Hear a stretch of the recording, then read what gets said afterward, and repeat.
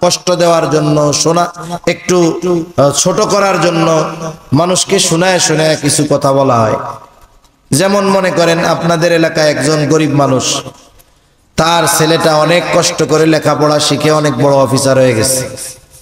লোকটার অনেক কষ্ট ছিল, এখন ছেলে বড় অফিসার, বিসিএস ক্যাডার, তার কষ্টের দিন শেষ, ঠিক না? চায়ের দোকানে মানুষেরা বলা বলি করতেছে, দেখছো অমুক চাচার ছেলে অনেক বড় অফিসার হয়ে গেছে, চাচার আর কষ্ট নাই। এই দুনিয়ায় মানুষ মানুষের সাথে শত্রুতার জন্য, মানুষের সাথে মানুষের বিরোধের জন্য শত্রুতা থাকার দরকার হয় না। আপনার উন্নতি অনেক সময় আপনাকে অন্যের চোখের কাঁটা বানিয়ে দিতে পারে, ঠিক কিনা বলেন? এটারে বলে হিংসা। একজনের উন্নতি হচ্ছে আর একজনের হিংসা আসছে, অটোমেটিকলি তার প্রতি একটা বিদ্বেষ, শত্রুতা তার অন্তরের মধ্যে চলে আসে। আর একজন পাশে দাঁড়ায় শুনতেছে, তোমরা কি বলা বলি করো? বলে শুনেন নাই অমুক চাচার ছেলে অনেক বড় অফিসার হয়ে গেছে। এখন এই লোক টিটকারি করে বলে, আয় আল্লাহ, অমকের বলা অফিসার হইছে, কিয়ামতের আসতে আর বাকি নাই। ও আল্লাহ, এই খবর শোনার আগে আমি মরলাম না কেন? এরকম বলা লোক তো আলহামদুলিল্লাহ 5 বিবিতে কমপক্ষে নাই, আছে। কিন্তু ওই টাইমে যদি আজরাইল আইসা বলে আপনার তো মরতে মন চাই, তাহলে চলেন, কি বলবে? আসলে কি আমি মরতে মন চাইছি নাকি এমনি এমনি কইছি আর কি। এটা হলো তার ওই লোকটাকে ছোট করা এবং নিজের হিংসার বহিঃপ্রকাশ ঘটানো। আবু জেহেল নবীজিকে শোনায় কেমন যেন এই কথা বলে, আল্লাহ কোরআন নাজিল করার জন্য আপনি আর কাউরে পান নাই? আমি আবু জেহেল, আমার মতো লোক আর কে আছে? আমি বড় নেতা, আমার পেছনে অনেক লোক, অনেক সম্পদ। এই কোরআন আপনি মুহাম্মাদের উপরে নাজিল করলেন, এই কাজটা কেমন হইল?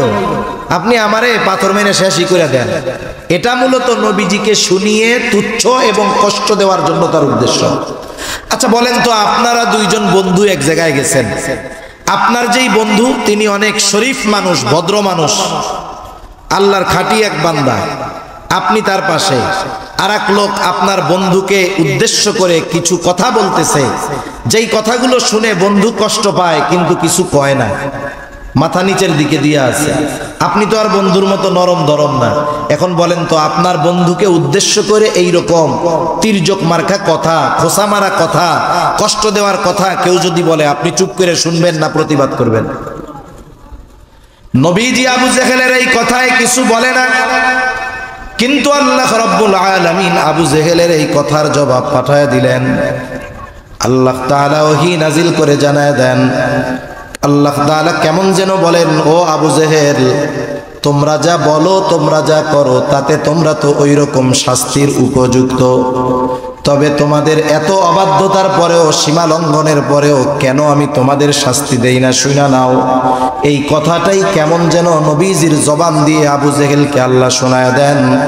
আল্লাহ তাআলা বলেন, ওয়ামা কানাল্লাহু লিয়ুআযযিবাহুম ওয়া আনতা ফীহিম। আল্লাহ তাআলা বলেন, আপনি যতক্ষণ তাদের মধ্যে আছেন, শুধুমাত্র আপনার সম্মানার্থে আমি তাদেরকে আযাব দিব না। ওরা আযাবের উপযুক্ত, কিন্তু দেই না কেন? কারণ আপনি তো পৃথিবীতে আছেন। বলেন তো, পৃথিবীতে এমন একটা ইঞ্চি জায়গা আছে যেই জায়গার রহমত নবী না আছে? তাহলে যেখানে নবী আছেন ওখানে আল্লাহ তাআলা কেমন করে গজব দিবেন?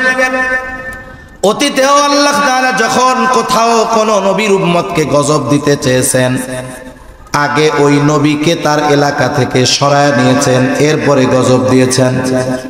কিন্তু আমার আপনার নবী তো রাহমাতুল লিল আলামিন। আমার আপনার নবী রাহমাতুল লিল আলামিন হওয়ার কারণে পৃথিবীর এমন কোনো জায়গা নাই যেই জায়গার রহমত তিনি নন। শুধুমাত্র এই কারণে নবীজি বর্তমান, এই কারণে আবু জেহেল, উতবা, সাইবা এমন আচরণ করার পরেও শুধুমাত্র নবীজির খাতিরেই আল্লাহ তাআলা তাদেরকে শাস্তি দেন না।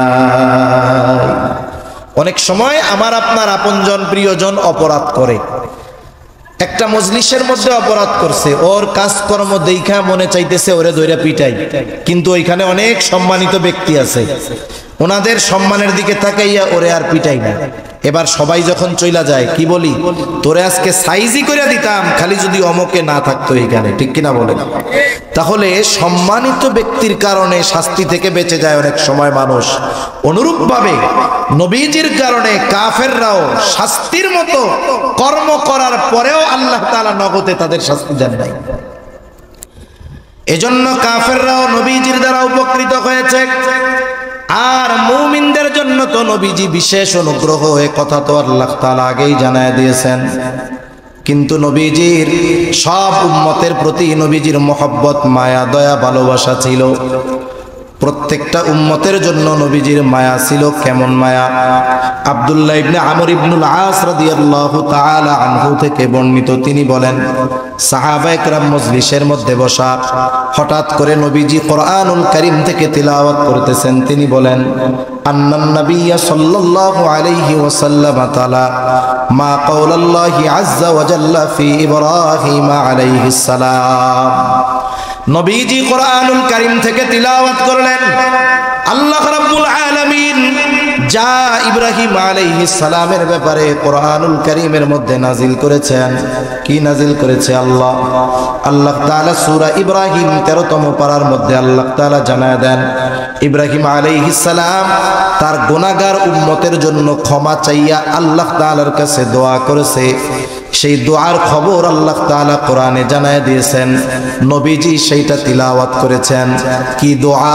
আল্লাহ তাআলা জানায় দেন ইব্রাহিম আলাইহিস সালামের দোয়া, রব্বি ইন্নাহুন্না আদলালনা কাসীরাম মিনান নাস ফামান তাবিআনি ফাইন্নাহু মিন্নি ওয়া মান আসানি ফাইন্নাকা গফুরুর রহিম।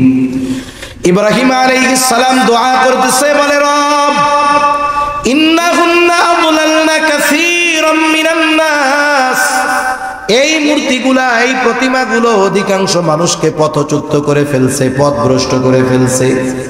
ফামান তাবিআনি ফাইন্নাহু মিন্নি, তবে যারা আমার আনুগত্য করেছে তারা তো আমার দলভুক্ত। ওমান আসানি ফাইন্নাকা গফুরুর রহিম, আর যারা আমার আনুগত্য করে নাই, কেমন যেন ইব্রাহিম আলাইহিস সালাম বলতে চায়, আল্লাহ এরা যদিও আমার আনুগত্য করে নাই তথাপি আমারই উম্মত। ফাইন্নাকা গফুরুর রহিম, আপনি তো গফুর, আপনি তো রহিম। কেমন যেন ইব্রাহিম আলাইহিস সালাম বলতেছে, আল্লাহ আপনি তো গফুর, আপনি তো রহিম, আপনি তো অতিশয় ক্ষমাশীল, পরম দয়ালু, আপনি আমার এই গুনাহগার উম্মত গুলাকেও চাইলে মাফ কইরা দিতে পারে। وقال عيسى عليه السلام إن تعذبهم فإنهم عبادك। ঈসা আলাইহিস সালাম তার উম্মতের জন্য আল্লাহ তাআলার কাছে দোয়া করে বলে, ইন তুআযিবুহুম ফাইন্নাহুম ইবাদুক, আপনি যদি তাদেরকে শাস্তি দেন তারা তো আপনারই বান্দা। ওয়া ইন তাগফির লাহুম ফাইন্নাকা আনতাল আজিজুল হাকীম, আর আপনি যদি তাদেরকে ক্ষমা কইরা দেন, মাফ কইরা দেন, আপনি তো আজিজ, আপনি তো হাকিম, আপনি মহাপরাক্রমশালী, মহাপ্রজ্ঞাময়। কেমন যেন ঈসা আলাইহিস সালাম বলে, আল্লাহ আপনার এই গুনাহগার বান্দা, আমার এই গুনাহগার উম্মত গুলাকে আপনি মাফ কইরা দেন। উম্মত পাপী হোক আর নেককার হোক, সব উম্মতের প্রতি প্রত্যেকটা নবীর মায়া, মহব্বত, ভালোবাসা আছে না নাই? আছে। বরং অনেক সময় তো এমন হয় যে ভালো তার চাইতে খারাপটার জন্য চিন্তা বেশি থাকে। আপনি কার জন্য চিন্তা করেন? যারে মহব্বত করেন তার ভালোর জন্যই তো চিন্তা করবেন নাকি? প্রত্যেকটা নবী তার উম্মতকে ভালোবাসে, প্রত্যেকটা নবী তার উম্মতকে ভালোবাসে, উম্মত গুনাহগার হোক আর নেককার হোক। যেমন একটা মরকের যদি 3টা সন্তান থাকে, 2টা সন্তান ভালো, ছোট সন্তানটা খারাপ। প্রথম 2টা খুব ভালো কিন্তু ছোটটা খুব খারাপ। বলেন তো মা বাবা ভালো 2টা নিয়ে চিন্তা বেশি করে নাকি খারাপটা নিয়ে বেশি করে?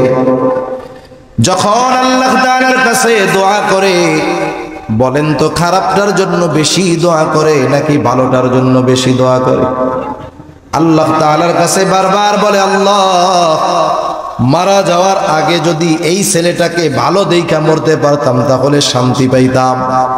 এখন কথা হলো সন্তান তো খারাপ, এইটার জন্য চিন্তাকে বেশি কেন, এইটার জন্য দোয়া বেশি করে কেন? বলে যতই খারাপ হোক এটা তো সন্তান, এই কারণে খারাপ হইলেও তার প্রতি মহব্বত ভালোবাসা আছে না। এখন বাস্তবতা হলো আমার আপনার মা বাবা আমাকে আপনাকে যত বেশি ভালোবাসে তার চাইতে নবীজি আমাকে আপনাকে বেশি ভালোবাসে। বাস্তবে আমাকে আপনাকে ভালোবাসে কে? জবাব হলো মুসিবতে পাশে থাকে যে। আপনাকে আমাকে ভালোবাসে কিন্তু বিপদের সময় পাশে নাই, এমন ভালোবাসার মানুষের আমাদের দরকার নাই, ঠিক কিনা কর? আল্লাহর কসম করে বলি এই দুনিয়ার মুসিবত এটা কোনো মুসিবত নয়, আসল মুসিবত হলো কিয়ামতের দিন।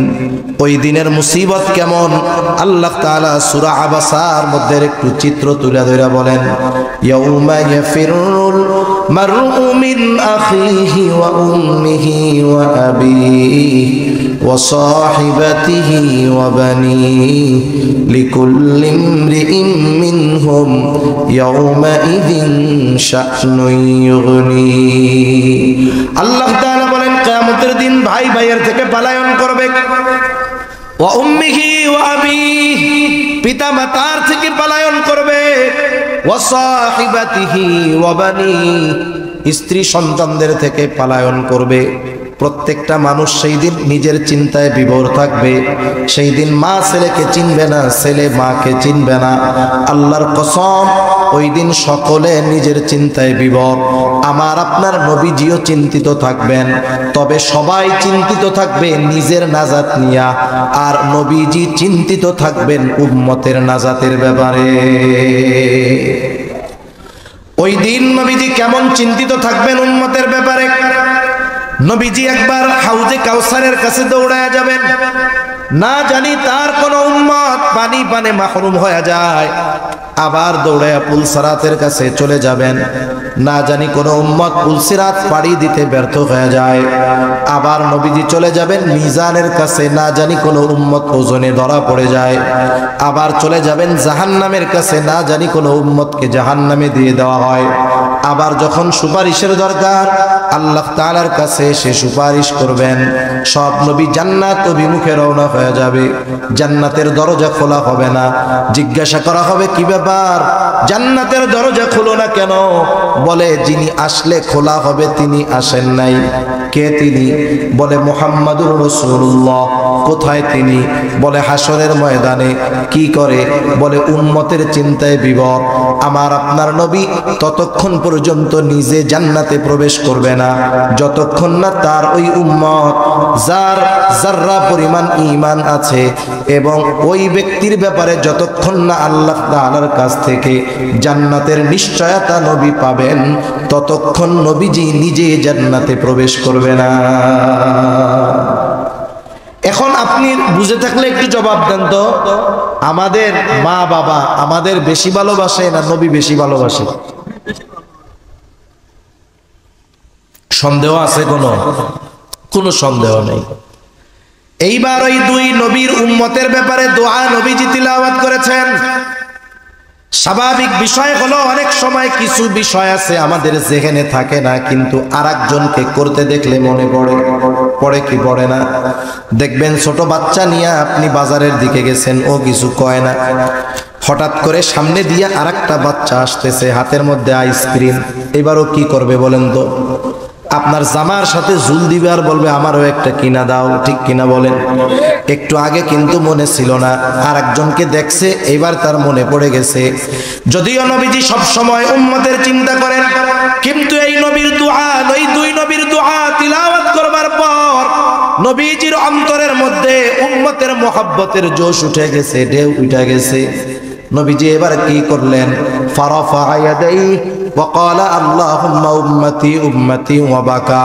নবীজি এইবার দুই হাত উঁচু করে আল্লাহ তাআলার কাছে কান্না করতেছে, অজর ঝরায় চোখ দিয়ে পানি পড়তেছে, আর শুধু নবীজি বলে আল্লাহুম্মা উম্মতি উম্মতি, আল্লাহ আমার উম্মত আমার উম্মত আমার উম্মত। আর কিছুই নবীজি বলেন না। যদিও নবীজি আর কিছুই বলেন না, কিন্তু নবীজি কি বলতে চায় আল্লাহ তাআলা সেটা জানেন। জানার পরেও তিনি জিবরাইল আলাইহিস সালামকে বলেন, জিবরাইল যাও মুহাম্মাদের কান্নার কারণ জিজ্ঞাসা করো। এইবার জিবরাইল আলাইহিস সালাতু ওয়াস সালাম এসে বলে, আপনার কান্নার কারণ কি? যদিও আপনার মালিক আপনার কান্নার কারণ জানে, এরপরেও আপনার মুখে শুনতে চায়। নবীজি এইবার উম্মতের ব্যাপারে সব কথা প্রাণ খুলে জিবরাইল আলাইহিস সালামের কাছে বললেন। জিবরাইল আলাইহিস সালাম আল্লাহ তাআলার কাছে গিয়ে বলে, তার কান্নার কারণ হলো তার উম্মত। আল্লাহ তাআলা বলে, জিবরাইল যাও মুহাম্মদকে গিয়ে জানায় দাও, আমি অচিরেই তাকে তার উম্মতের ব্যাপারে সন্তুষ্ট করব, তাকে অসন্তুষ্ট করব না। আল্লাহ তাআলার কাছ থেকে নবীজি এই দুনিয়ায় থাকতে উম্মতের ব্যাপারে সব সুবিধা চাইয়া আনছেন। সেই জন্য নবী মেরাজে গেছেন, নিজের কথা বলেন নাই। ওইখানে গিয়েও আল্লাহ তাআলা কাছে গিয়েও নবীজি উম্মতকে বলেন নাই। এটা হলো উম্মতের প্রতি মহব্বত ভালোবাসা থাকার কারণে। শুধু তাই না, নবীজি যখন তার উম্মতের দ্বারা আঘাতপ্রাপ্ত হয়েছেন, নবীজি কখনো আঘাতপ্রাপ্ত হওয়ার পরেও ওই উম্মতের জন্য নবীজি বদদোয়া করেন নাই। এটা মহব্বতের একটা বহির প্রকাশ। নবীজি যখন তায়েফে গেছে, একেবারে পাথর মারতে মারতে নবীজিকে রক্তাক্ত করে ফেলছে। গায়ের পোশাক ভিজে, পা বেয়ে বেয়ে রক্ত পড়ে জুতার মধ্যে ঢুকছে। জুতার মধ্যে রক্ত শুকায়া পা জুতার সাথে আটকে গেছে। সারাদিন দেহ থেকে রক্ত এইভাবে পড়ছে। ক্লান্ত দেহ নিয়া নবীজি এক আঙ্গুর বাগানের পাশে একটু বসে বিশ্রাম নিচ্ছেন। ইতিমধ্যে জিবরাইল আলাইহিস সালাম হাজির। এসে বলে, ইয়া রাসূলুল্লাহ, এই কওম আপনার সাথে কেমন আচরণ করেছে আপনার মালিক সব দেখছে। আমার সাথে নতুন একজন ফেরেশতা এসেছে যে আগে পরে আসে নাই। এইবার নবীজি বলেন, ওই নতুন ফেরেশতা আমার কাছে এসে আমাকে সালাম দিল। সালাম দিয়ে বলে, ইয়া রাসূলুল্লাহ, এই কওম আপনার সাথে কেমন আচরণ করেছে আপনার মালিক সব জানেন। আমাকে পাঠিয়েছেন আপনার আদেশ পালন করার জন্য। আপনি যদি আমাকে আদেশ দেন, দুই পাহাড় দিয়ে এদেরকে পিষে দেওয়া হবে, নিশ্চিহ্ন হয়ে যাবে, কোনো অস্তিত্ব থাকবে না, জনবসতি ছিল কেউ জানতে পারবে না। একটু চিন্তা করেন, আমরা হইলে কি করতাম? আমরা তো প্রতিশোধ পরায়ণ। কেউ যদি 20 বছর আগে আমার দিকে চোখ রাঙায়া আমাকে একটা কথা বলে থাকে, 20 বছর পরে যদি আমি ক্ষমতা পাই, চিন্তা করি ওই 20 বছর আগের চোখ রাঙানোর প্রতিশোধ আমাকে নিতে হবে। এতটা প্রতিশোধ পরায়ণ আমরা। আমাদের এক হুজুর বলতো, আমাদের কাছে আইসা যদি কোনো জিন আইসা বলে যে আপনার মনের একটা আশাই পূরণ হবে। কি আশা? বলে আপনি যাদের উপরে প্রতিশোধ নিতে চান তাদের নাম দেন, তাদের প্রতিশোধ নেওয়া হবে। তাইলে 50-60 লম্বা তালিকা হয়ে যাবে আমাদের, যে ওরে একটু সাইজ করে দিয়েন, ওরে হালকা, ওরে খালি ঠ্যাংটা ভাঙবেন, ওর খালি হাতটা ভাঙলেই চলবে, ওর চোখ একটা উঠাইলেই হবে, আর কিছু লাগবে না। আমাদের প্রতিশোধের তালিকা অনেক লম্বা হয়ে যাবে। কিন্তু যারা নবীজিকে রক্তাক্ত করে ফেলছে, এখনো রক্ত পরিপূর্ণ শুকায়া যায় নাই, তাদের ব্যাপারে নবীজির প্রতিশোধের সুযোগ। ফেরেশতা বলতেছে, আদেশ দেন, দুই পাহাড় দিয়ে একবারে পিষে দিব এদেরকে। নবীজি কি করলেন? আরাম করে একটু শুয়েছিলেন, নবীজি আবার উঠে বসলেন। ফেরেশতার এই কথার জবাবে নবীজি বলেন, বাল আরজু আন ইয়াখরুজাল্লাহু মিন আসলাবিহিম মান ইয়াবুদুল্লাহ ওয়াহদাহু ওয়া লা ইউশরিকু বিহি শাইআ। কেমন যেন নবীজি বলতেছেন, তুমি তো আমাকে বলতেছো আদেশ দেন, দুই পাহাড় দিয়ে এদেরকে পিষে শেষ করে দেই। শুনে নাও, এই মানুষগুলোর ব্যাপারে আমি আল্লাহ তাআলার কাছে এই আশা পোষণ করি যে আল্লাহ তাআলা এদের মধ্য থেকে এমন এক সম্প্রদায় বের করবে যারা এক আল্লাহর ইবাদত করবে, তার সাথে কারো শরীক করবে না। ওদের কি হবে সেটা জানি না, কিন্তু আশা করি আল্লাহ তাআলা ওদের মধ্য থেকে এমন মানুষ বের করবে। নবীজি এর দ্বারা কি বুঝাইলেন? যেই উম্মত দুনিয়ায় আসে নাই তার প্রতিও ভালোবাসার নিদর্শন নবীজি দেখায় গেছেন, ঠিক কিনা বলেন? সাহাবা একরাম সাথে নবীজি একদিন পথ চলতেছেন, হঠাৎ করে নবীজি বলেন আমার ভাইদেরকে দেখতে মন চায়। সাহাবা একরাম বলে ইয়া রাসূলুল্লাহ, আমরা কি আপনার ভাই নই? নবীজি বলেন না, তোমরা হইলে আমার সাথী। আপনার ভাই তারা আবার কারা? বলে আমার পরে আমাকে না দেখে যারা ঈমান আনবে তারাই হলো আমার ভাই। কিয়ামত পর্যন্ত প্রত্যেকটা উম্মতের প্রতি ভালোবাসার খবর নবীজি দিয়ে গেছেন, ঠিক কিনা বলেন? একের পর এক লম্বা সময় বলা যাবে উম্মতের প্রতি নবীজির কেমন ভালোবাসা। তবে অনেক সময় আছে হাজার মানুষের কথার চাইতে একজনের কথার দাম অনেক, ঠিক কিনা বলেন? নবীজি আমাদের কেমন ভালোবাসেন স্বয়ং আল্লাহ তাআলা কোরআনুল কারীমের মধ্যে জানায় দেন।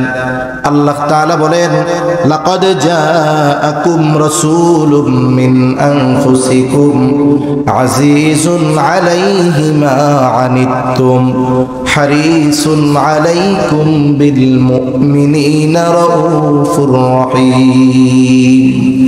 আল্লাহ তাআলা বলেন লাকাদ জাআকুম রাসূলুম মিন আনফুসিকুম, তোমাদের মধ্য থেকে তোমাদের জন্য এমন একজন রসুলের আগমন ঘটেছে, এমন একজন রসুল এসেছে। কেমন সেই রসুল?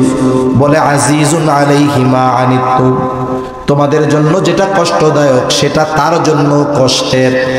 এটাকে বলা হয় সমব্যথী।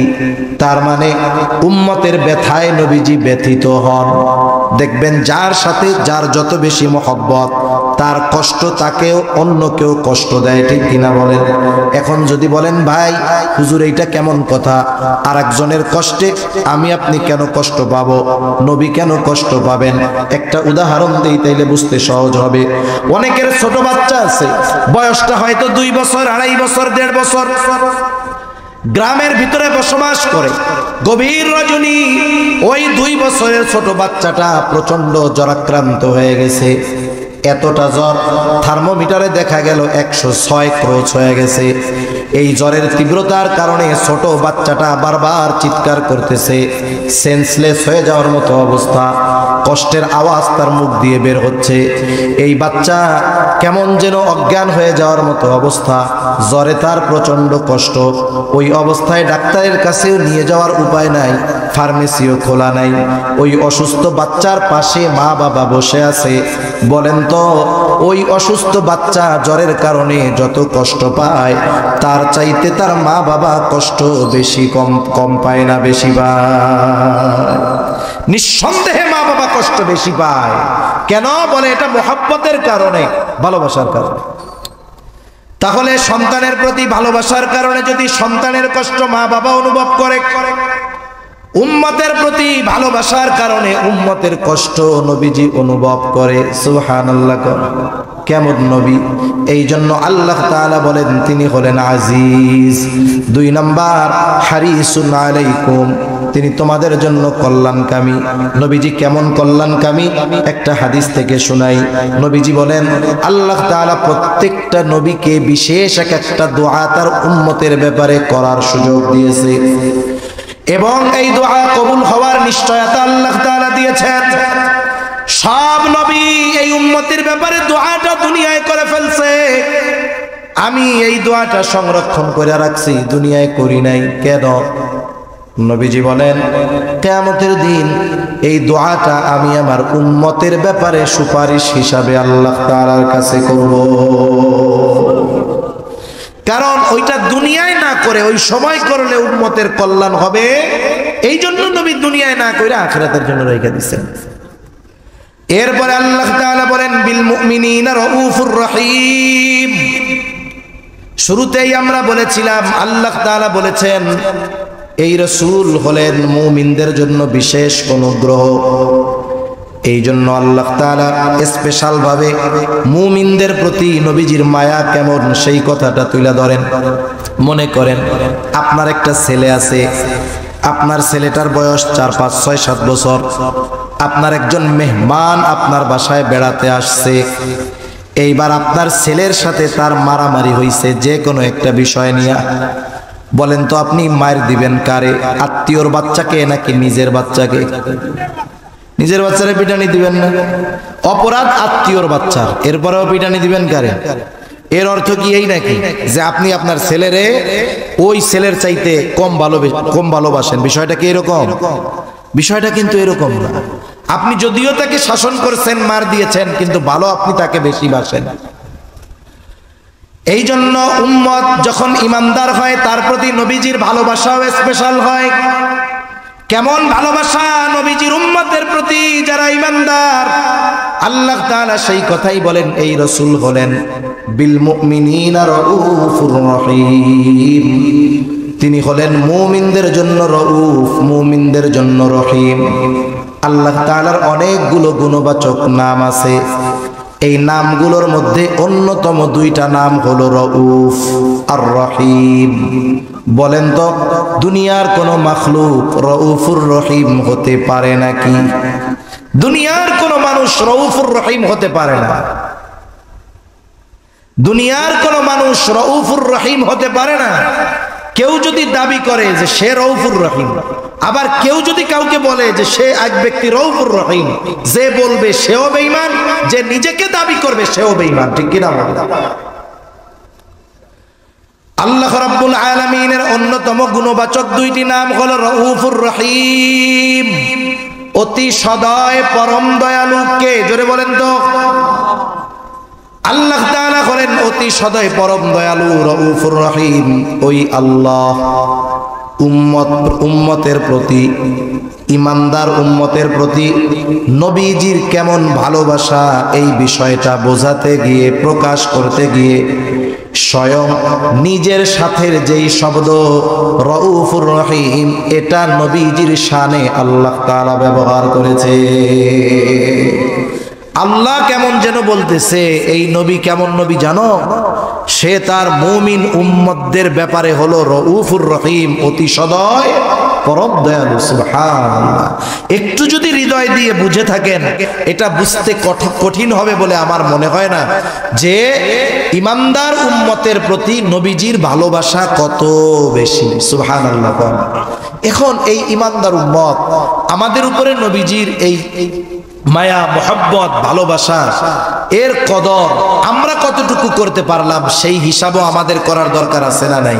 আপনাকে যে ভালোবাসে, আপনি নিঃসন্দেহে তার জন্য অগ্রসর হবেন, তার বিপদে পাশে দাঁড়াবেন, তার কল্যাণকামী হবেন। নবীজি তো আমাদেরকে আমাদের জীবনের চাইতে বেশি ভালোবাসে। আমি আপনি আমার আপনার নাজাতের ব্যাপারে যতটা না চিন্তিত, তার চাইতে নবীজি আমাদের নাজাতের ব্যাপারে বেশি চিন্তিত। ঠিক কিনা? সেই নবীর প্রতি আমাদের মোহাব্বত, ভালোবাসাও সর্বোচ্চ হওয়ার দরকার। যিনি আমাকে আমার জীবনের চাইতে বেশি ভালোবাসেন, আমাকেও তাকে আমার জীবনের চাইতে বেশি ভালোবাসতে হবে। নবীজিকে ভালোবাসা এটা মুমিনের ঈমান। নবীজিকে ভালোবাসা ব্যতীত কেউ ঈমানদার হতে পারবে না। এই জন্য নবীজিও বলেন, লা ইউমিনু আহাদুকুম হাত্তা আকুনা আহাব্বা ইলাইহি মিন ওয়ালিদিহি ওয়া ওয়ালাদিহি ওয়ান নাসি আজমাইন। নবীজি বলেন, তোমাদের মধ্যে কেউ ততক্ষণ পর্যন্ত মুমিন হতে পারবে না যতক্ষণ না সে তার পিতা মাতা, সন্তান সন্ততি, এক কথায় সকলের চাইতে আমি নবীকে বেশি ভালো না বাসবে। তাহলে আমাকে আপনাকে সবচাইতে বেশি ভালোবাসতে হবে নবীকে। এটা হলো মুমিনের ঈমানের দাবি। এখন কথা হলো, নবীজিকে কেমন করে ভালোবাসবো? নবীজিকে তো আমরা সামনে পাই নাই। আবু বকর নবীজিকে সামনে পেয়েছে। আবু বকর নিজের সব সম্পদ নবীজির খেদমতে নিয়ে আসছে। তালহা নবীজিকে সামনে পেয়েছে। উহুদের ময়দানে তালহা নিজের বুকটাকে নবীর জন্য ডাল বানায় দিয়েছে। আমরা তো নবীজিকে সামনে পাই নাই, কেমনে ভালোবাসবো? এই জন্য নবীও জানেন, আমার উম্মতেরা চিন্তা করবে নবীকে ভালোবাসবো কেমনে। নবীকে ভালোবাসার পদ্ধতি দুনিয়ার কারো কাছ থেকে জানা লাগবে না। নবীকে ভালোবাসার পদ্ধতি স্বয়ং নবী নিজে আমাদের জানায় দিছে।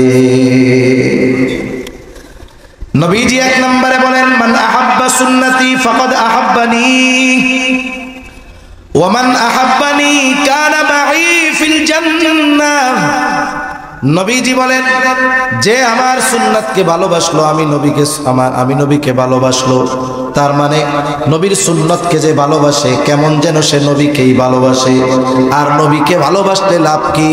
বলে ওমান আহাব্বানি কানা মাই ফিল জান্নাহ, যে আমাকে ভালোবাসবে সে আমি নবীর সাথে জান্নাতে অবস্থান করবে।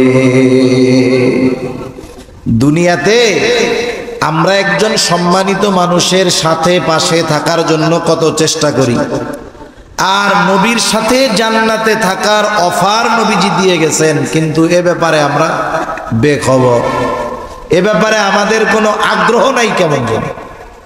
অথচ নবীজির সাথে থাকার খবর শুনে সাহাবায়ে কেরাম কেমন খুশি হইছে।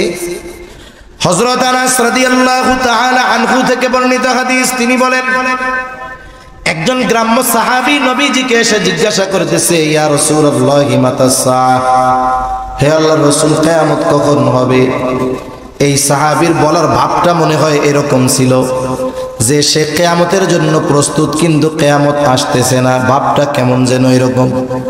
এই জন্য নবী পাল্টা তাকে প্রশ্ন করলেন, মা আদাত্তা লাহা, তুমি কিয়ামতের জন্য কি পাথেয় সংগ্রহ করেছ? লোকটার সহজ সরল জবাব, আমি আল্লাহ এবং তার রাসূলকে ভালোবাসি। নবীজি আবার জবাবে বললেন, আল মারউ মা মান আহাব্বা, যে যাকে মোহাব্বত করে তার সাথে অবস্থান করবে। এই জবাব শুনে লোকটা বাড়ির দিকে হাঁটা দিল। চিন্তা করেন, প্রশ্ন ছিল কি, শেষ জবাবটা হইল কি? প্রশ্ন শুরু হইছে কিয়ামত কখন হবে, আর জবাব হইল যে যাকে মোহাব্বত করে তার সাথে অবস্থান করবে। তার মানে প্রশ্নকারীরও অন্য কিছু জানার উদ্দেশ্য ছিল। অনেক সময় জানার উদ্দেশ্য একটা, কিন্তু প্রশ্ন করে আর একটা। তা যাই হোক, হযরত আনাস রাদিয়াল্লাহু তাআলা আনহু বলেন, নবীজির মুখে এই কথা শুনে আমরা এতটা খুশি হয়েছি যে ইসলাম গ্রহণের পরে আর কোনো কথায় আমরা এতটা খুশি হই না। তাহলে নবীর সাথে জান্নাতে থাকার অফার আছে যদি নবীর সুন্নাতকে মহব্বত করি। এখন কথা হলো, নবীর সাথে যদি থাকতে হয় আগে জান্নাতে যাইতে হবে। জান্নাতে তো যাইতে হবে, এরপরে না সাথে থাকা। জান্নাতে কি আমল করলে যাওয়া যাবে? নবীজি সেটাও জানায় দিয়ে বলেন, নবীজি বলেন, কুল্লু উম্মতি ইয়াদখুলুনাল জান্নাতা ইল্লা মান আবা। নবী বলেন, আমার সব উম্মত জান্নাতে প্রবেশ করবে, আবা উম্মত ছাড়া। প্রশ্ন করা হলো, আবা উম্মত কারা? নবীজি বলেন, মান আতাআনি দাখালাল জান্নাহ ওয়া মান আসানি ফাকাদ আবা। নবীজি বলেন, যে আমার আনুগত্য করবে সে জান্নাতে প্রবেশ করবে, যে আমার আনুগত্য করবে না, আবা উম্মত, সে জাহান্নামে প্রবেশ করবে। সেইটা হলো আবা উম্মত। এজন্য দুই হাদিসের সমন্বয় যদি আসে, নবীর মুহাব্বতকে, নবীর সুন্নাতকে মুহাব্বতের সাথে যারা অনুসরণ করবে, এরাই নবীর সাথে জান্নাতে অবস্থান করবে। ঠিক কিনা বলেন? এজন্য আমরা আমাদের জীবনকে নবীজির আলোকে, সুন্নাতের আলোকে সাজাবো। বলা যায় না হায়াত কখন শেষ হয়ে যায়, বলা যায়? কথা আমার শেষের দিকে, নবীজির সাথে জান্নাতে থাকতে পারা, এটা তো বড় সুখবর। এটার চাইতে বড় সুসংবাদ আর কিছুই হতে পারে না। হায়াত কখন শেষ হয়ে যায় বলা যায় না, কোন সময় মৃত্যু চলে আসে বলা যায়। মারা যাওয়ার সময় যখন মানুষ মারা যায়, গোসল দিল, কাফন দিল, জানাজা শেষ, এরপরে যখন কবরের মধ্যে রাখতে যায়, রাখার সময় একটা দোয়া বলে। কি দোয়া বলেন তো? বিসমিল্লাহি ওয়া আলা মিল্লাতি রাসূলিল্লাহ। ঠিক কিনা বলেন? নাকি অন্য কোনো স্লোগান মোলোগান আছে আবার? এটা বলেই তো কবরে রাখে। ঠিক কিনা বলেন? এটা হলো কি বলে, এটা আখিরাতের ভিসা। অনেক সময় মাঝে মধ্যে শুনেন না, ভিসা জালিয়াতি কইরা অমুক দেশে যাইতে গিয়া ধরা খেয়েছে। আপনি যদি পাশের দেশ ইন্ডিয়া ভিসা জালিয়াতি করে যাইতে চান, ধরা যদি খান, এমন সিল লাইগা যাবে কিয়ামত পর্যন্ত যদি হায়াত পান, ভিসা কিন্তু পাবেন না। ব্ল্যাক লিস্টে ফালায়া দিবে, রেড লিস্টে ফালায়া দিবে। তার মানে আপনি যদি বর্ডার ক্রস করে অন্য দেশে যাইতে চান, লিগ্যাল ভিসা লাগবে। ঠিক কিনা বলেন? আমাকে আপনাকে যখন কবরে রাখা হবে, বলবে বিসমিল্লাহি ওয়া আলা মিল্লাতি রাসূলিল্লাহ। এই কথার দ্বারা কি বলে, আমার ব্যাপারে একদিন বলবে, আমরা মানুষের ব্যাপারে বলি।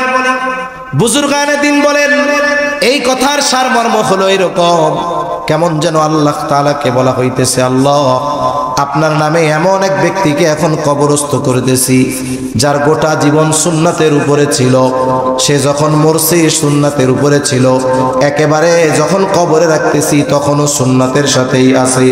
দেখা গেল এই কথা বলে যাকে কবরে রাখা হইতেছে তার মুখের মধ্যে দাড়ি নেই। এখন আমাকে বলেন তো, এই ব্যক্তির ব্যাপারে যেই কথাটা বা দোয়াটা বলা হইল, ওই ব্যক্তির ব্যাপারে কথাটা সত্য নাকি মিথ্যা? ওর আখেরাতের প্রথম ঘাটি কবরেই রাখা হইল কে? বিশা জালিয়াতি কইরা। এখন কি হবে? সাইজ হবে কি হবে না? এখান থেকেই শুরু হয়ে যাবে। এজন্য জীবনটা এমন ভাবে সাজানোর দরকার, মৃত্যু কখন চলে আসে বলা যায় না। যেই জায়গায় মরি, যেথাই মরি, আমাকে যখনই কবরে রাখবে আমার ব্যাপারে যেন বিসমিল্লাহি ওয়া আলা মিল্লাতি রাসূলিল্লাহ মিথ্যা না হয়। ঠিক কিনা বলেন? এভাবে জীবনটাকে সাজাতে হবে। জীবনটাকে যদি সাজাতে হয়, দ্বীনের উপরে যদি চালাতে হয়, এই যে দারুল কোরআন মাদ্রাসা সহ এইরকম দ্বীনি প্রতিষ্ঠানগুলো দরকার আছে না নাই বলেন? দরকার আছে তো। এজন্য আমরা যদি সুন্নাতের উপরে চলতে চাই, আমাদের দ্বীনি সমস্যাগুলোর সমাধান চাই, দ্বীনের উপরে চলাটা চাই যে সহজ হোক, তাহলে এই মাদ্রাসাগুলো বেশি বেশি দরকার এবং মাদ্রাসাগুলোর সাথে সম্পৃক্ত থাকার দরকার আছে না নাই? আছে। সবাই তো সবকিছু দিয়ে থাকে। জান্নাতটা কতটুকু হবে? রাসূল আকরাম সাল্লাল্লাহু আলাইহি ওয়াসাল্লাম বলেন, যেই ব্যক্তি সবচাইতে ছোট জান্নাতের মালিক হবে, তার জান্নাতের পরিধিও হবে কমপক্ষে এই দুনিয়ার 10 গুণ। এত আস্তে বললেন সুবহানাল্লাহ। এই যে সুবহানাল্লাহ গুলো বলতেছেন, এগুলো তো জান্নাতে গাছ হিসাবে হয়ে যাচ্ছে। আওয়াজ কম। তাহলে যার্রা পরিমাণ ঈমানের মালিক সে জান্নাত পাবে কমপক্ষে এই দুনিয়ার কয় গুণ? একটু জবান খুলে বলেন তো। 10 গুণ। তাহলে সবচেয়ে দামি নিয়ামত হলো ঈমান। আর দামি দামি নিয়ামতগুলোর মধ্যে অন্যতম এক দামি নিয়ামত আমাদের জন্য যে আল্লাহ তাআলা বিনা টাকায়, বিনা চাওয়ায়, বিনা দরখাস্তে মুহাম্মাদুর রাসূলুল্লাহ সাল্লাল্লাহু আলাইহি ওয়াসাল্লামের উম্মত আল্লাহ তাআলা আমাদেরকে বানিয়েছেন। সুবহানাল্লাহ বলেন। আল্লাহ তাআলা মুহাম্মাদুর রাসূলুল্লাহ সাল্লাল্লাহু আলাইহি ওয়াসাল্লামকে বিশেষ করে মুমিনদের জন্য বিশেষ অনুগ্রহ হিসাবে অভিহিত করেছেন। আল্লাহ তাআলা বলেন, লাকাদ মান্নাল্লাহু আলাল মুমিনিনা ইয বা'আসা ফীহিম রাসূলাম মিন আনফুসিহিম। আল্লাহ রাব্বুল আলামিন বলেন, লাকাদ মান্নাল্লাহু আলাল মুমিনিন, মুমিনদের উপর আল্লাহ তাআলার বিশেষ অনুগ্রহ। ইয বা'আসা ফীহিম রাসূলাম মিন আনফুসিহিম, যে তিনি তাদের মধ্য থেকে তাদের জন্য একজন রাসূল প্রেরণ করেছেন। তাহলে আল্লাহ রাব্বুল আলামিন জানায় দিলেন এই রাসূল হলো মুমিনদের জন্য অনুগ্রহ, বিশেষ অনুগ্রহ। তবে নবী মুমিনদের জন্য বিশেষ অনুগ্রহ, তবে গোটা সৃষ্টি জগতই নবীজির দ্বারা উপকৃত হয়। এই জন্য আল্লাহ রাব্বুল আলামিন আমার আপনার নবীজিকে গোটা সৃষ্টি জগতের জন্য রহমত হিসাবে অভিহিত করেছেন। পবিত্র কোরআনুল কারীমের সর্বাধিক পাঠিত সূরার নাম হলো সূরা ফাতিহা।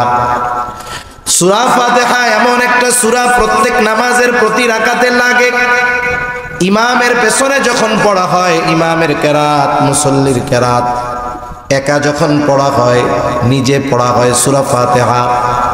মোট কথা হইল প্রত্যেক নামাজের সূরা, প্রত্যেক রাকাতে সূরা ফাতিহা লাগে। জামাতে পড়ুক আর একাকী পড়ুক, সূরা ফাতিহার প্রয়োজন হয়। এই সূরা ফাতিহার শুরুতেই আমরা বলি আলহামদুলিল্লাহি রাব্বিল আলামিন। আমরা বলি সকল প্রশংসা আল্লাহর জন্য, যিনি জগৎ সমূহের রব, জগৎ সমূহের প্রতিপালক। সব প্রশংসা আল্লাহর জন্য, যিনি জগৎ সমূহের রব। আলম একবচন, আলামিন বহুবচন। তার মানে আলম তথা জগৎ একটা নয়, বরং অগণিত জগৎ যিনি সৃষ্টি করেছেন তিনি কে? মহাকাশ নিয়ে যারা গবেষণা করে, পৃথিবীর মধ্যে সবচাইতে প্রসিদ্ধ যেই সংগঠন, এটার নাম হলো নাসা। মহাকাশ নিয়ে তারা গবেষণা করে। আমাদের দেশেও আছে মহাকাশ গবেষণা কেন্দ্র, যেটার নাম হলো স্পার্স। কিন্তু নাসা কত অ্যাডভান্স, নাসার চাইতে আমরা আরো বেশি অ্যাডভান্স। নাসা যেটা 100 বছর পরের হিসাব চিন্তা করতেছে, আমরা এটা 100 বছর আগে করি। কেন আপনি বলেন তো? আপনি যদি কোনো ইঞ্জিনিয়ার, দেশের সেরা ইঞ্জিনিয়ারকে বড় মেডিকেল কলেজ হসপিটালের দায়িত্ব দিয়ে বলেন আজ থেকে মেজর অপারেশনগুলো ইঞ্জিনিয়ার সাহেব আপনি করবেন, এটা কি পসিবল? তার জন্য সম্ভব না। আমাদের দেশের মহাকাশ গবেষণা কেন্দ্রের মহাপরিচালক যিনি, তিনি একজন কৃষিবিদ। বলেন তো কৃষিবিদের কাজ কি? কৃষিবিদের কাজ হইল যে ধানে কেন পোকা লাগতেছে, এই ধানগুলো কেন তাজা হইতেছে না, ধানের পোকাগুলো কিভাবে দূর করা যায়, কিভাবে উৎপাদন বাড়ানো যায়, এই কাজগুলো হইল তার। ঠিক কিনা বলেন? এখন আমরা কেন নাসায় একজন কৃষিবিদকে নিয়োগ দিলাম? মহাপরিচালক হিসাবে কেন কৃষিবিদকে দিলাম? আপনারা কি শুনেন মাঝে মধ্যে যে আশা করা যায় কয়েক যুগের মধ্যেই মঙ্গল গ্রহে মানুষের বসবাস হবে? শুনতেছেন এরকম? কেন মঙ্গলে জমি কিনতেছে। এখন মানুষ যদি বসবাস করে, মানুষের খাবারের দরকার আছে না নাই? কথা বলে না। খাবারের দরকার আছে। খাবার দরকার হলে চাষাবাদের দরকার আছে। তাহলে ওই চাষাবাদ করবে কেডা? আমাকেও আমরা যে করব। এই জন্য মহাকাশ গবেষণায় আমরা একজন কৃষিবিদরে নিয়োগ দিছি। তাইলে বলেন নাসা অ্যাডভান্স না আমরা অ্যাডভান্স? এই হলো দেশের অবস্থা। যার যে কাম না, তারে যদি সেই কাজ দিয়ে রাখে, তাহলে ওই জায়গায় উন্নতি কঠিন কালেও সম্ভব নয়। তাহলে এই নাসা মাঝে মধ্যে আমাদেরকে খবরে জানায় যে নতুন আর একটা গ্রহ আবিষ্কার করা হয়েছে। দুনিয়ার মানুষ এই খবর শ্রবণ করবার পরে অবাক হয়ে যায়, হতবাক হয়ে যায়। কিন্তু আল্লাহ তাআলা ১৫০০ বছর আগেই এই বিশ্ববাসীকে জানায় দিয়েছেন জগৎ একটা নয়, বরং বহু জগৎ যিনি সৃষ্টি করলেন তিনি কে? তাহলে আল্লাহ তাআলা হলেন রব্বুল আলামিন, জগৎ সমূহের রব, জগৎ সমূহের প্রতিপালক। সেই রব, সেই মালিক আল্লাহ তাআলা কোরআনুল কারীমের মধ্যে ঘোষণা দিয়ে বলেন, ওয়ামা আরসালনাকা ইল্লা রাহমাতাল লিল আলামিন। আমার আপনার নবীর ব্যাপারে আল্লাহ রাব্বুল আলামিন বলেন, আপনাকে আমি জগৎ সমূহের জন্য রহমত হিসাবে প্রেরণ করেছি। তাহলে জগৎ সমূহের রব হলেন আল্লাহ, জগৎ সমূহের রহমত হলেন মুহাম্মাদুর রাসূলুল্লাহ। সৃষ্টি জগতে একটা ইঞ্চি জায়গা খুঁজে পাওয়া যাবে না যেই জায়গার রব আমার আপনার আল্লাহ তাআলা নয়। অনুরূপভাবে সৃষ্টি জগতের মধ্যে একটা ইঞ্চি জায়গা খুঁজে পাওয়া যাবে না যেই জায়গার রহমত আমার আপনার নবীজি নয়।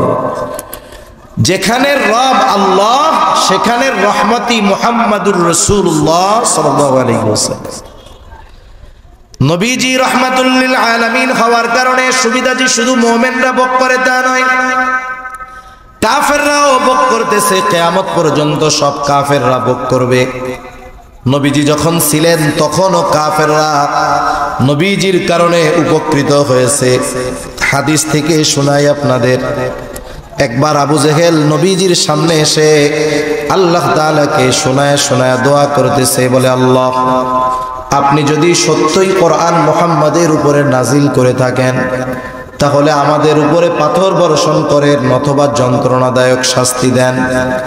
আবু জেহেল নবীজিকে শোনায়া শোনায়া আল্লাহ তাআলার কাছে দোয়া করে। কথা হলো, ওর যদি পাথর বর্ষণ নিতে মন চায়, যন্ত্রণাদায়ক শাস্তি নিতেই মন চায়, তাইলে নবীজিকে শ্রবণ করানোর দরকার কি? গোপনে আল্লাহর কাছে বললেই তো হলো, ঠিক না? নবীজিকে শোনায় আল্লাহ তাআলার কাছে বলতেছে, কেমন যেন বলে, আল্লাহ, সত্যই যদি আপনি কোরআন মুহাম্মাদের উপরে নাজিল করে থাকেন তাহলে আমাদের উপরে পাথর বর্ষণ করেন অথবা যন্ত্রণাদায়ক শাস্তি দেন। প্রথম কথা হলো, আবু জেহেল এটা তো কাফের, আল্লাহ তাআলার কাছে দোয়া করে কেন? বলে যদিও এরা মুশরিক, কিন্তু এরা আল্লাহ তাআলার অস্তিত্বে বিশ্বাসী ছিল। এ কথা আমার নয়, স্বয়ং আল্লাহ তাআলাই কোরআনুল কারীমের মধ্যে বলেন, ওয়ালা ইন সাআলতাহুম মান খালাকাস সামাওয়াতি ওয়াল আরদ। আল্লাহ তাআলা বলেন, আপনি যদি মক্কার মুশরিকদেরকে জিজ্ঞাসা করেন মান খালাকাস সামাওয়াতি ওয়াল আরদ, আসমান এবং জমিনের স্রষ্টা কে, আপনি যদি তাদের কাছে জানতে চান, জিজ্ঞাসা করেন, আপনার এই প্রশ্নের জবাবে তারা কি বলবে? আল্লাহ তাআলা দুইটা তাকিদ যোগ করে বলেন, লা ইয়াকুলুন্নাল্লাহ, অবশ্যই অবশ্যই তারা বলবে আসমান এবং জমিনের স্রষ্টা হলেন আল্লাহ। আল্লাহ তাআলা আরেক জায়গায় বলেন, ওয়ালা ইন সাআলতাহুম মান নাযালা মিনাস সামাই মাআন ফাআহইয়া বিহিল আরদা বা'দা মাউতিহা লা ইয়াকুলুন্নাল্লাহ। আপনি যদি তাদের জিজ্ঞাসা করেন মান নাযালা মিনাস সামাই মাআ, কে আসমান হতে পানি বর্ষণ করে, কে বৃষ্টি দেয়, শুধু তাই না, ফাআহইয়া বিহিল আরদা বা'দা মাউতিহা, ওই বর্ষিত পানির দ্বারা কে মৃত জমিনকে পুনরুজ্জীবিত করে, অর্থাৎ শুকনা ফেটে চাষাবাদের অনুপযুক্ত ওই জমিনটাকে কে বৃষ্টির পানির মাধ্যমে চাষাবাদের উপযুক্ত করে তোলে। ওরা ওদের দেব দেবীদের কথা বলবে না, এই প্রশ্নের জবাবে কি বলবে? লা ইয়াকুলুন্নাল্লাহ, অবশ্যই অবশ্যই তারা বলবে এগুলো যিনি করেন তিনি কে? আল্লাহই বৃষ্টি দেন, আল্লাহ তাআলাই এই অনুর্বর জমিনের মধ্যে উর্বরতা দান করেন। আল্লাহ তাআলা আর এক জায়গায় বলেন, ওয়ালা ইন সাআলতাহুম মান খালাকাহুম লা ইয়াকুলুন্নাল্লাহ। আপনি যদি মক্কার মুশরিকদের কাছে জানতে চান, জিজ্ঞাসা করেন তাদেরকে কে সৃষ্টি করেছে, আমাদের দেশ সহ গোটা দুনিয়ায় বিপুল সংখ্যক মানুষ আছে যারা নাস্তিক, স্রষ্টায় অবিশ্বাসী। তারা বলে স্রষ্টা বলে কিছুই নাই, নাউজুবিল্লাহ কোন। কিন্তু মক্কার মুশরিকদেরকে যদি জিজ্ঞাসা করা হয়, তারা জবাবে কি বলবে? যে তোমাদেরকে সৃষ্টি করেছে। ওরা বলবে না আমরা প্রাকৃতিকভাবে এমনিতেই সৃষ্টি হয়ে গেছি, বরং আল্লাহ তাআলা বলেন আপনার এই প্রশ্নের জবাবেও তারা বলবে লা ইয়াকুলুন্নাল্লাহ, অবশ্যই অবশ্যই আমাদের স্রষ্টা হলেন আল্লাহ। তাহলে মক্কার মুশরিকরা এরা আল্লাহর অস্তিত্বে বিশ্বাসী ছিল, তবে আল্লাহ তাআলার সাথে এমন কিছু শিরক তারা করতো আল্লাহর সাথে, যেগুলোর কারণে তাদের এই বিশ্বাস মূল্যহীন হয়ে গেছে, কোনো দাম নেই। আবার নবীজি আর এক হাদিসের মধ্যে বলেন, আবু জেহেল আল্লাহ তাআলার কাছে দোয়া করেছে, আল্লাহ তাআলা আবু জেহেলের দোয়াও কবুল করেছে। বদরের দিন সকালবেলায় আবু জেহেল আল্লাহ তাআলার কাছে দোয়া করে বলে, আল্লাহ আজকের দিনে যারা হকের উপরে আছে, সত্যের উপরে আছে, আপনি তাদেরকে বিজয় দান করেন। নবীজি বলেন আল্লাহ তাআলা আবু জেহেলের দোয়া কবুল করেছেন। বদরের দিন যারা হকের উপরে ছিল, সত্যের উপরে ছিল, আল্লাহ রাব্বুল আলামিন তাদেরকেই বিজয় দান করেছে। তাহলে প্রথম বিষয় যে আবু জেহেল আল্লাহ তাআলার কাছে কেন দোয়া করে? কারণ এই মক্কার মুশরিক আবু জেহেল, উতবা, সাইবা এরা আল্লাহর অস্তিত্বে বিশ্বাসী ছিল। এখন দোয়াটা যে করলো, নবীকে শোনায়া করার দরকার কি? কিছু কথা আছে মানুষকে খাটো করার জন্য, কষ্ট দেওয়ার জন্য, শোনা একটু ছোট করার জন্য মানুষকে শোনায় শোনায় কিছু কথা বলা হয়। যেমন মনে করেন আপনাদের এলাকায় একজন গরিব মানুষ, তার ছেলেটা অনেক কষ্ট করে লেখাপড়া শিখে অনেক বড় অফিসার হয়ে গেছে। লোকটার অনেক কষ্ট ছিল, এখন ছেলে বড় অফিসার, বিসিএস ক্যাডার, তার কষ্টের দিন শেষ, ঠিক না? চায়ের দোকানে মানুষেরা বলা বলি করতেছে, দেখছো অমুক চাচার ছেলে অনেক বড় অফিসার হয়ে গেছে, চাচার আর কষ্ট নাই। এই দুনিয়ায় মানুষ মানুষের সাথে শত্রুতার জন্য, মানুষের সাথে মানুষের বিরোধের জন্য শত্রুতা থাকার দরকার হয় না। আপনার উন্নতি অনেক সময় আপনাকে অন্যের চোখের কাঁটা বানিয়ে দিতে পারে, ঠিক কিনা বলেন? এটারে বলে হিংসা। একজনের উন্নতি হচ্ছে আর একজনের হিংসা আসছে, অটোমেটিকলি তার প্রতি একটা বিদ্বেষ, শত্রুতা তার অন্তরের মধ্যে চলে আসে। আর একজন পাশে দাঁড়ায় শুনতেছে, তোমরা কি বলা বলি করো? বলে শুনেন নাই, অমুক চাচার ছেলে অনেক বড় অফিসার হয়ে গেছে। এখন এই লোক টিটকারি করে বলে, আয় আল্লাহ, অমুকের বলা অফিসার হইছে, কিয়ামতের আসতে আর বাকি নাই। ও আল্লাহ, এই খবর শোনার আগে আমি মরলাম না কেন? এরকম বলা লোক তো আলহামদুলিল্লাহ 5 বিবিতে কমপক্ষে নাই, আছে। কিন্তু ওই টাইমে যদি আজরাইল আইসা বলে আপনার তো মরতে মন চাই, তাহলে চলেন। কি বলবে? আসলে কি আমি মরতে মন চাইছি নাকি এমনি এমনি কইছি আর কি। এটা হলো তার ওই লোকটাকে ছোট করা এবং নিজের হিংসার বহিঃপ্রকাশ ঘটানো। আবু জেহেল নবীজিকে শোনায় কেমন যেন এই কথা বলে, আল্লাহ, কোরআন নাজিল করার জন্য আপনি আর কাউরে পান নাই? আমি আবু জেহেল, আমার মতো লোক আর কে আছে? আমি বড় নেতা, আমার পেছনে অনেক লোক, অনেক সম্পদ। এই কোরআন আপনি মুহাম্মাদের উপরে নাজিল করলেন, এই কাজটা কেমন হইল? আপনি আমারে পাথর মেরে শেষই করে দেন। এটা মূলত নবীজিকে শুনিয়ে তুচ্ছ এবং কষ্ট দেওয়ার জন্য তার উদ্দেশ্য। আচ্ছা বলেন তো, আপনারা দুইজন বন্ধু এক জায়গায় গেছেন, আপনার যেই বন্ধু তিনি অনেক শরীফ মানুষ, ভদ্র মানুষ, আল্লাহর খাঁটি এক বান্দা, আপনি তার পাশে, আর এক লোক আপনার বন্ধুকে উদ্দেশ্য করে কিছু কথা বলতেছে, যেই কথাগুলো শুনে বন্ধু কষ্ট পায় কিন্তু কিছু কয় না, মাথা নিচের দিকে দিয়ে আছে। আপনি তো আর বন্ধুর মতো নরম ধরম না। এখন বলেন তো, আপনার বন্ধুকে উদ্দেশ্য করে এই রকম তির্যক মার্কা কথা, খোসা মারা কথা, কষ্ট দেওয়ার কথা কেউ যদি বলে, আপনি চুপ করে শুনবেন না প্রতিবাদ করবেন? নবীজি আবু জেহেলের এই কথায় কিছু বলে না, কিন্তু আল্লাহ রাব্বুল আলামিন আবু জেহেলের এই কথার জবাব পাঠায় দিলেন। আল্লাহ তাআলা ওহী নাজিল করে জানায় দেন, আল্লাহ তাআলা কেমন যেন বলেন, ও আবু জেহেল, তোমরা যা বলো, তোমরা যা করো, তাতে তোমরা তো ওই রকম শাস্তির উপযুক্ত। তবে তোমাদের এত অবাধ্যতার পরেও, সীমা লঙ্ঘনের পরেও কেন আমি তোমাদের শাস্তি দেই না শুনা নাও। এই কথাটাই কেমন যেন নবীজির জবান দিয়ে আবু জেহেলকে আল্লাহ শোনায় দেন। আল্লাহ তাআলা বলেন, ওয়ামা কানাল্লাহু লিয়ুআযযিবাহুম ওয়া আনতা ফীহিম। আল্লাহ তাআলা বলেন, আপনি যতক্ষণ তাদের মধ্যে আছেন, শুধুমাত্র আপনার সম্মানার্থে আমি তাদেরকে আযাব দিব না। ওরা আযাবের উপযুক্ত, কিন্তু দেই না কেন? কারণ আপনি তো পৃথিবীতে আছেন। বলেন তো, পৃথিবীতে এমন একটা ইঞ্চি জায়গা আছে যেই জায়গার রহমত নবী না আছে? তাহলে যেখানে নবী আছেন ওখানে আল্লাহ তাআলা কেমন করে গজব দিবেন? অতীতেও আল্লাহ তাআলা যখন কোথাও কোন নবীর উম্মতকে গজব দিতে চেয়েছেন, আগে ওই নবীকে তার এলাকা থেকে সরায় নিয়েছেন, এরপরে গজব দিয়েছেন। কিন্তু আমার আপনার নবী তো রাহমাতুল লিল আলামিন। আমার আপনার নবী রাহমাতুল লিল আলামিন হওয়ার কারণে পৃথিবীর এমন কোন জায়গা নাই যেই জায়গার রহমত তিনি নন। শুধুমাত্র এই কারণে নবীজি বর্তমান, এই কারণে আবু জেহেল, উতবা, সাইবা এমন আচরণ করার পরেও শুধুমাত্র নবীজির খাতিরেই আল্লাহ তাআলা তাদেরকে শাস্তি দেন না। অনেক সময় আমার আপনার আপনজন, প্রিয়জন অপরাধ করে, একটা মজলিসের মধ্যে অপরাধ করছে, ওর কাজকর্ম দেখা মনে চাইতেছে ওরে ধইরা পিটাই, কিন্তু ওইখানে অনেক সম্মানিত ব্যক্তি আছে, ওনাদের সম্মানের দিকে তাকাইয়া ওরে আর পিটাই না।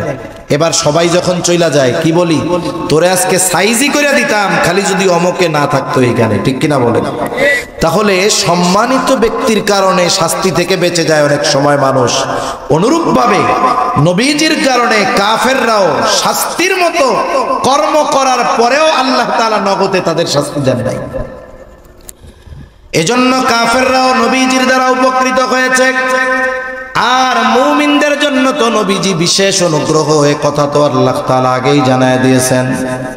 কিন্তু নবীজির সব উম্মতের প্রতি নবীজির মহব্বত, মায়া, দয়া, ভালোবাসা ছিল। প্রত্যেকটা উম্মতের জন্য নবীজির মায়া ছিল। কেমন মায়া? আব্দুল্লাহ ইবনে আমর ইবনুল আস রাদিয়াল্লাহু তাআলা আনহু থেকে বর্ণিত, তিনি বলেন, সাহাবায়ে কেরাম মজলিসের মধ্যে বসা, হঠাৎ করে নবীজি কোরআনুল কারীম থেকে তিলাওয়াত করতেছেন। তিনি বলেন, আন্নান নাবিয়্যা সাল্লাল্লাহু আলাইহি ওয়াসাল্লাম তাআলা মা কাওলাল্লাহি আযজা ওয়া জাল্লা ফি ইব্রাহিম আলাইহিস সালাম। নবীজি কোরআনুল কারীম থেকে তিলাওয়াত করলেন। আল্লাহ রাব্বুল আলামিন যা ইব্রাহিম আলাইহিস সালামের ব্যাপারে কোরআনুল কারীমের মধ্যে নাজিল করেছেন, কি নাজিল করেছে আল্লাহ তাআলা সূরা ইব্রাহিম 13তম পারার মধ্যে আল্লাহ তাআলা জানায় দেন, ইব্রাহিম আলাইহিস সালাম তার গুনাহগার উম্মতের জন্য ক্ষমা চাইয়া আল্লাহ তাআলার কাছে দোয়া করেছে। সেই দোয়ার খবর আল্লাহ তাআলা কোরআনে জানায় দিয়েছেন, নবীজি সেইটা তিলাওয়াত করেছেন। কি দোয়া আল্লাহ তাআলা জানায় দেন, ইব্রাহিম আলাইহিস সালামের দোয়া, রব্বি ইন্নাহুন্না আদলালনা কাসীরাম মিনান নাস ফামান তাবিআনি ফাইন্নাহু মিন্নি ওয়া মান আসানি ফাইন্নাকা গফুরুর রহিম। ইব্রাহিম আলাইহিস সালাম দোয়া করতেছে, বলে রব ইন্নাহুন্না আদলালনা কাসীরাম মিনান নাস, এই মূর্তিগুলা, এই প্রতিমাগুলো অধিকাংশ মানুষকে পথচ্যুত করে ফেলছে, পথভ্রষ্ট করে ফেলছে। ফামান তাবিআনি ফাইন্নাহু মিন্নি, তবে যারা আমার আনুগত্য করেছে তারা তো আমার দলভুক্ত। ওয়ামান আসানি ফাইন্নাকা গফুরুর রহিম, আর যারা আমার আনুগত্য করে নাই, কেমন যেন ইব্রাহিম আলাইহিস সালাম বলতে চায়, আল্লাহ এরা যদিও আমার আনুগত্য করে নাই তথাপি আমারই উম্মত। ফাইন্নাকা গফুরুর রহিম, আপনি তো গফুর, আপনি তো রহিম। কেমন যেন ইব্রাহিম আলাইহিস সালাম বলতেছে, আল্লাহ আপনি তো গফুর, আপনি তো রহিম, আপনি তো অতিশয় ক্ষমাশীল, পরম দয়ালু, আপনি আমার এই গুনাহগার উম্মত গুলাকেও চাইলে মাফ কইরা দিতে পারে। وقال عيسى عليه السلام إن تعذبهم فإنهم عبادك, ঈসা আলাইহিস সালাম তার উম্মতের জন্য আল্লাহ তাআলার কাছে দোয়া করে বলে, ইন তুআযিবুহুম ফাইন্নাহুম ইবাদুক, আপনি যদি তাদেরকে শাস্তি দেন তারা তো আপনারই বান্দা। ওয়া ইন তাগফির লাহুম ফাইন্নাকা আনতাল আজিজুল হাকীম, আর আপনি যদি তাদেরকে ক্ষমা কইরা দেন, মাফ কইরা দেন, আপনি তো আজিজ, আপনি তো হাকিম, আপনি মহাপরাক্রমশালী, মহাপ্রজ্ঞাময়। কেমন যেন ঈসা আলাইহিস সালাম বলে, আল্লাহ আপনার এই গুনাহগার বান্দা, আমার এই গুনাহগার উম্মত গুলাকে আপনি মাফ কইরা দেন। উম্মত পাপী হোক আর নেককার হোক, সব উম্মতের প্রতি প্রত্যেকটা নবীর মায়া, মোহব্বত, ভালোবাসা আছে না নাই? আছে। বরং অনেক সময় তো এমন হয় যে ভালো তার চাইতে খারাপটার জন্য চিন্তা বেশি থাকে। আপনি কার জন্য চিন্তা করেন? যারে মোহব্বত করেন তার ভালোর জন্যই তো চিন্তা করবেন নাকি? প্রত্যেকটা নবী তার উম্মতকে ভালোবাসে, প্রত্যেকটা নবী তার উম্মতকে ভালোবাসে, উম্মত গুনাহগার হোক আর নেককার হোক। যেমন একটা মরকের যদি 3টা সন্তান থাকে, 2টা সন্তান ভালো, ছোট সন্তানটা খারাপ, প্রথম 2টা খুব ভালো কিন্তু ছোটটা খুব খারাপ। বলেন তো মা বাবা ভালো 2টা নিয়ে চিন্তা বেশি করে নাকি খারাপটা নিয়ে বেশি করে? যখন আল্লাহ তাআলার কাছে দোয়া করে, বলেন তো খারাপটার জন্য বেশি দোয়া করে নাকি ভালোটার জন্য বেশি দোয়া করে? আল্লাহ তাআলার কাছে বারবার বলে, আল্লাহ মারা যাওয়ার আগে যদি এই ছেলেটাকে ভালো দেইখা মরতে পারতাম তাহলে শান্তি পাইতাম। এখন কথা হলো সন্তান তো খারাপ, এইটার জন্য চিন্তাকে বেশি কেন? এইটার জন্য দোয়া বেশি করে কেন? বলে যতই খারাপ হোক এটা তো সন্তান, এই কারণে খারাপ হইলেও তার প্রতি মহব্বত, ভালোবাসা আছে না নাই? এখন বাস্তবতা হলো আমার আপনার মা বাবা আমাকে আপনাকে যত বেশি ভালোবাসে তার চাইতে নবীজি আমাকে আপনাকে বেশি ভালোবাসে। বাস্তবে আমাকে আপনাকে ভালোবাসে কে? জবাব হলো মুসিবতে পাশে থাকে যে। আপনাকে আমাকে ভালোবাসে কিন্তু বিপদের সময় পাশে নাই, এমন ভালোবাসার মানুষের আমাদের দরকার নাই, ঠিক কিনা কর? আল্লাহর কসম করে বলি, এই দুনিয়ার মুসিবত এটা কোনো মুসিবত নয়, আসল মুসিবত হলো কিয়ামতের দিন।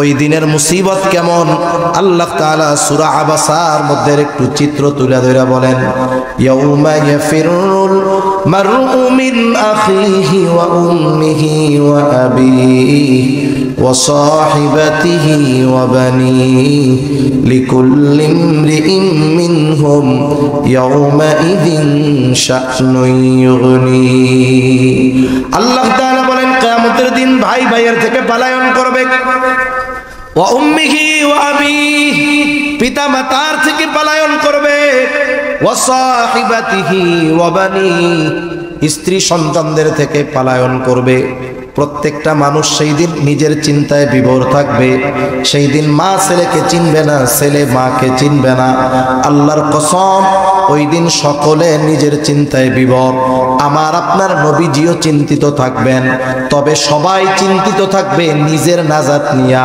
আর নবীজি চিন্তিত থাকবেন উম্মতের নাজাতের ব্যাপারে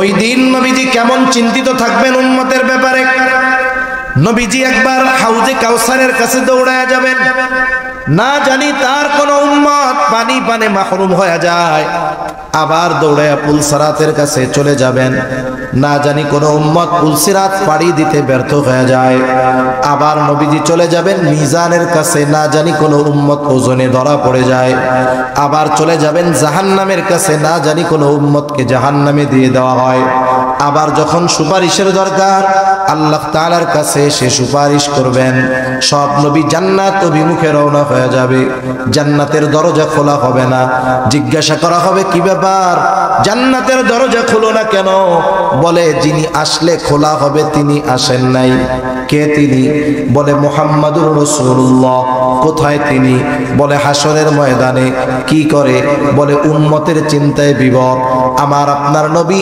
ততক্ষণ পর্যন্ত নিজে জান্নাতে প্রবেশ করবে না যতক্ষণ না তার ওই উম্মত যার যাররা পরিমাণ ঈমান আছে এবং ওই ব্যক্তির ব্যাপারে যতক্ষণ না আল্লাহ তাআলার কাছ থেকে জান্নাতের নিশ্চয়তা নবী পাবেন ততক্ষণ নবীজি নিজে জান্নাতে প্রবেশ করবে না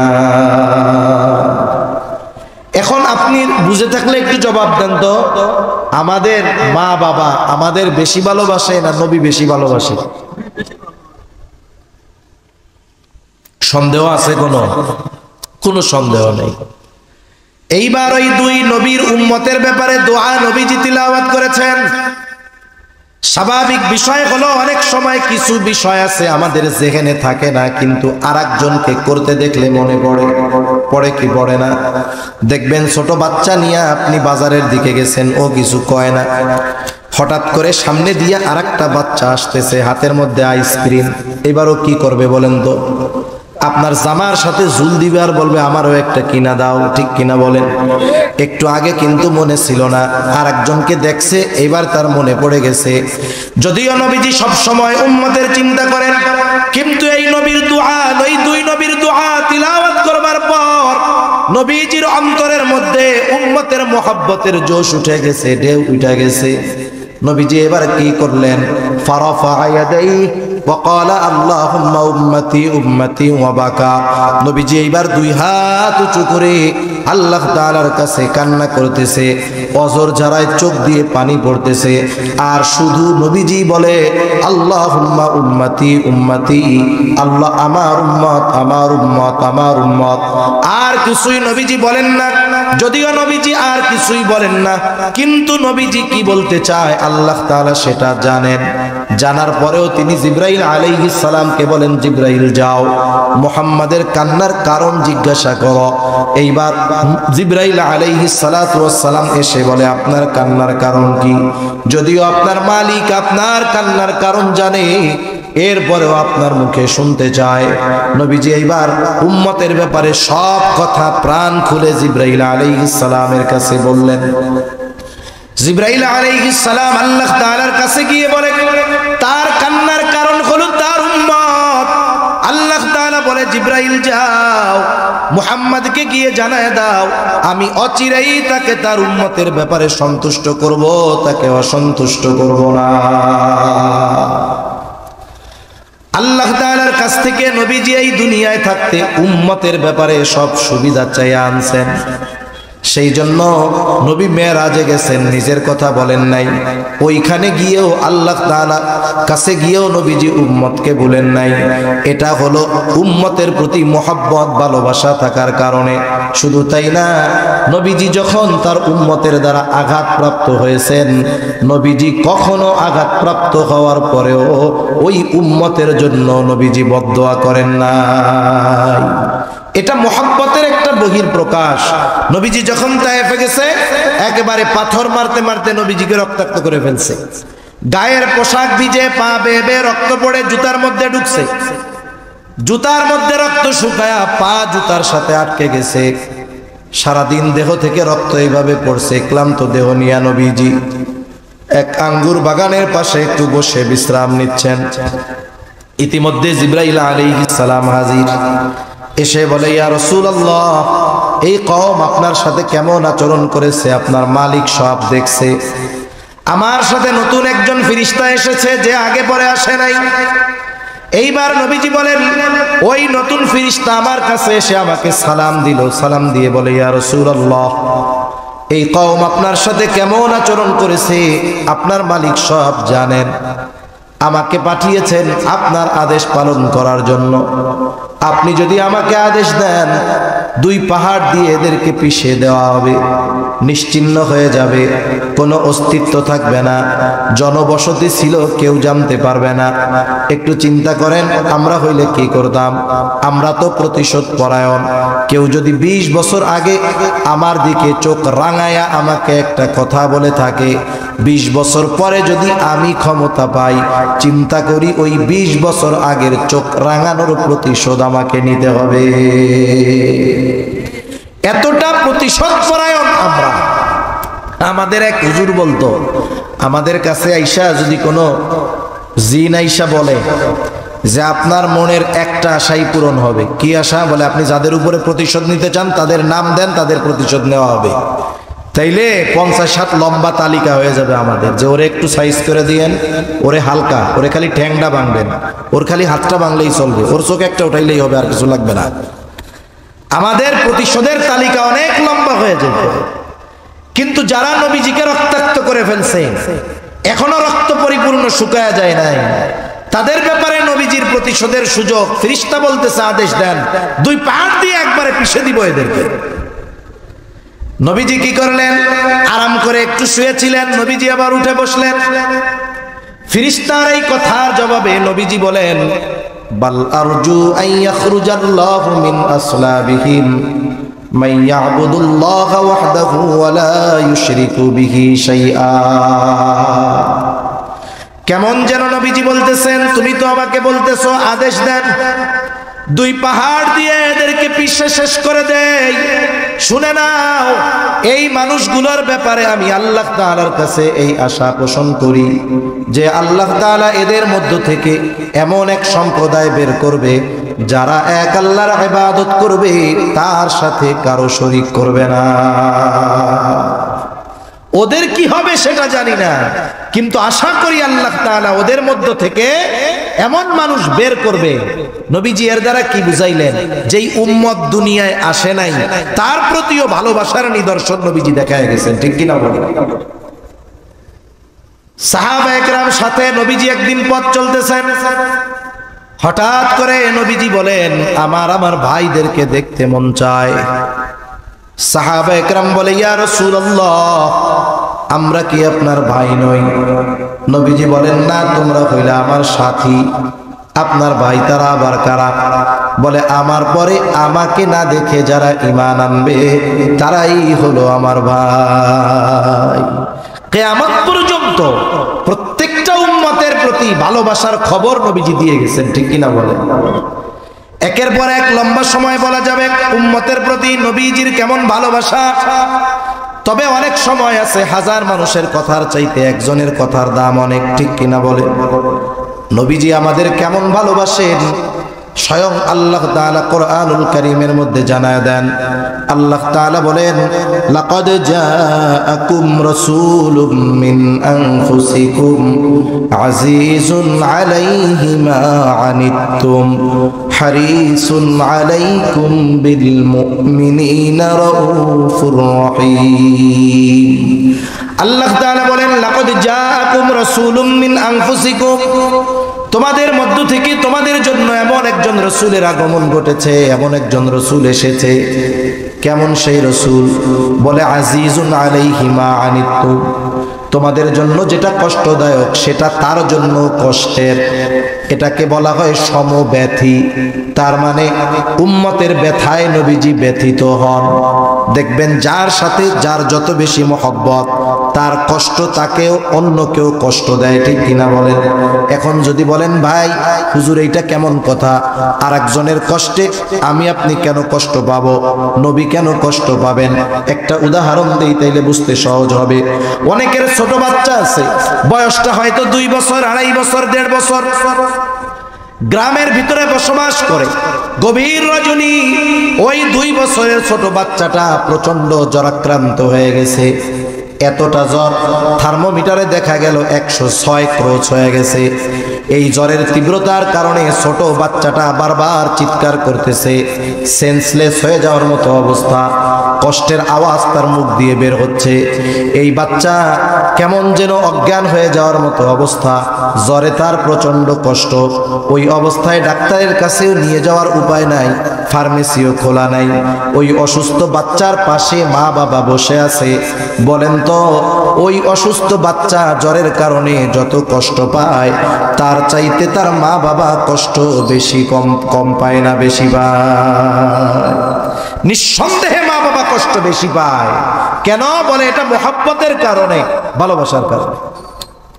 তাহলে সন্তানের প্রতি ভালোবাসার কারণে যদি সন্তানের কষ্ট মা বাবা অনুভব করে, উম্মতের প্রতি ভালোবাসার কারণে উম্মতের কষ্ট নবীজি অনুভব করে। সুবহানাল্লাহ।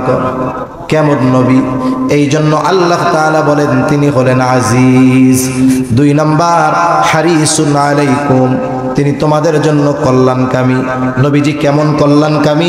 একটা হাদিস থেকে শোনাই। নবীজি বলেন আল্লাহ তাআলা প্রত্যেকটা নবীকে বিশেষ একটা দোয়া তার উম্মতের ব্যাপারে করার সুযোগ দিয়েছে, এবং এই দোয়া কবুল হওয়ার নিশ্চয়তা আল্লাহ তাআলা দিয়েছেন। সব নবী এই উম্মতের ব্যাপারে দোয়াটা দুনিয়ায় করে ফেলছে, আমি এই দোয়াটা সংরক্ষণ করে রাখছি, দুনিয়ায় করি নাই। কেন?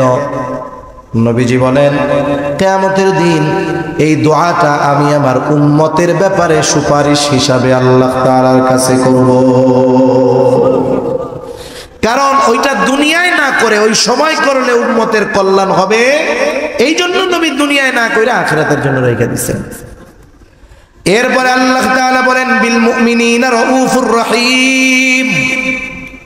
শুরুতেই আমরা বলেছিলাম আল্লাহ তাআলা বলেছেন এই রাসূল হলেন মুমিনদের জন্য বিশেষ অনুগ্রহ।